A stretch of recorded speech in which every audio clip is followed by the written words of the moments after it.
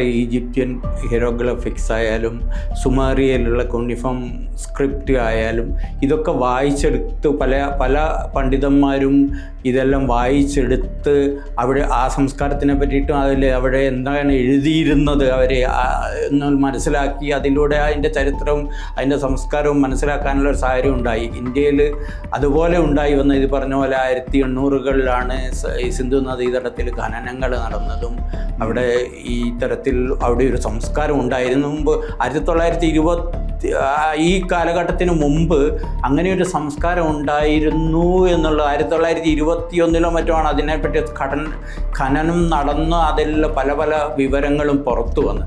അതിനു മുമ്പ് ഈ ഹരപ്പ മൊഹൻജദാരോ പ്രദേശങ്ങളിലെ ആക്ച്വൽ ഖനനം നടക്കുന്നത് എക്സ്കവേഷൻ നടക്കുന്നത് 1920s-ലാണ്. പക്ഷേ 1870s മുതൽ അതിൻ്റെ കാര്യങ്ങൾ അറിയാൻ തുടങ്ങി.